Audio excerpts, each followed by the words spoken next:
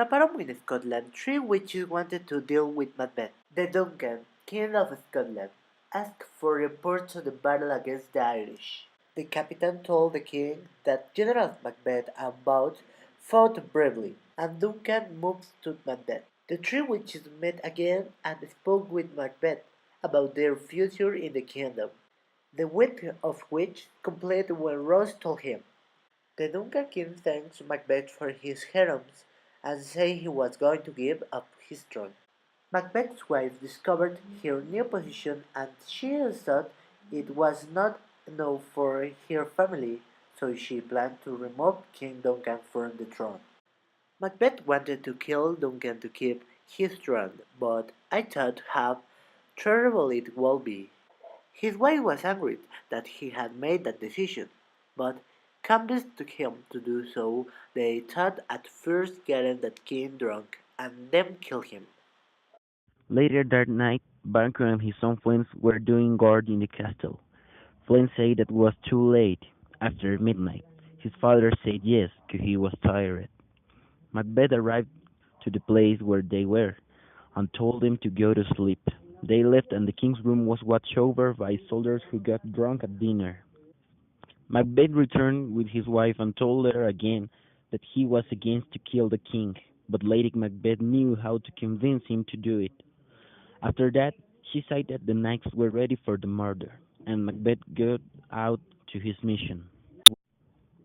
Before entering to the king's room, he sat down to think, because after all, he wasn't sure of do it. In that moment, he saw a knife floating in front of his face. That image made him thought in the betrayal that he is going to do. But finally, Macbeth decided to kill the king and his soldiers. At the next day, Macbeth and Lennox found the corpse of Duncan, and Macbeth quickly attacked the guards, making the illusion of killing them right there, in such a way that his betrayal was not discovered. The alarm rang, and the sons of the king decided to hide in Ireland and London, because they were afraid to get murdered like his father. That made the people thought that the soldiers killed the king by order of his sons. Hours later, it was decided to make Macbeth king of Scotland, but what happened made Macduff and Banquo began to suspect of him. Banquo thought about the coronation of Macbeth. The witches foretold that Macbeth would be king, and Banquo's line would eventually sit on the throne. Macbeth asked Banquo to attend the feast they will host that night, and Banquo accepted the invitation. Macbeth felt that the business that he began by killing Duncan was not yet complete, because there were threats to the throne that had to be eliminated. So he called two men, who are murderers, and told them that they had to kill Banquo and also his son Flint. The murderers launched Banquo and Flint. They killed Banquo, but in the darkness Flint escaped, so they left with Banquo's body to find and tell Macbeth what had happened. As Macbeth walked among the company, the first murderer appeared at the doorway.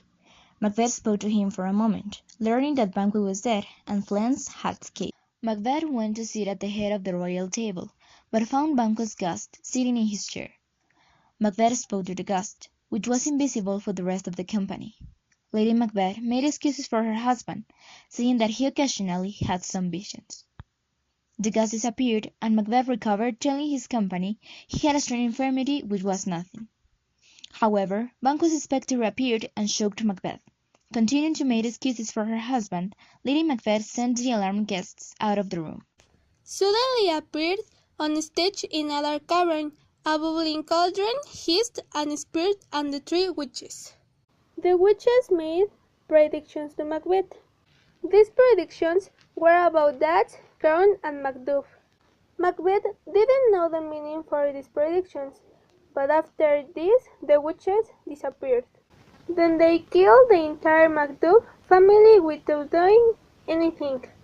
Mistreated Macduff by having left his family in Scotland, and Malcolm said that he wasn't fit to rule Scotland.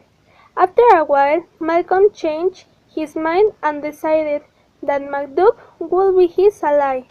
They then informed Macduff that they had killed their family and that Macbeth was responsible for this. They also began to enumerate all the disasters that had happened in the reign of Macbeth, and Malcolm decided that he was going to return what the thousand men to end his reign and also would take revenge by family of Macbeth.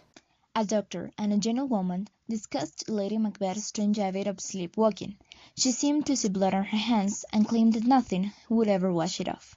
Outside the castle, the English army approached the castle, led by Malcolm. Macbeth said that he had nothing to fear from the English army or from Malcolm, because not a woman born could harm him. In the country, near Burma Wood, Malcolm and Lord Seward decided that each soldier should cut down a bough of the forest and carry it in front of them as they marched to the castle. A woman's cry was heard, and Satan appeared to tell Macbeth that the queen was dead. Macbeth spoke glumly about the passage of time and declared famously that life is a tale. Outside the castle, the battle began. Elsewhere, on the battlefield, Macbeth encountered Macduff. They fought, and when Macbeth insisted that he was invincible because of the witch's prophecy, Macduff told him that he was not a woman born, but rather from his mother's womb untimely ripped. Macduff emerged with Macbeth's head in his hand, and proclaimed Malcolm King of Scotland. Malcolm called all those around him his friends, and invited them all to see his crown at Scone.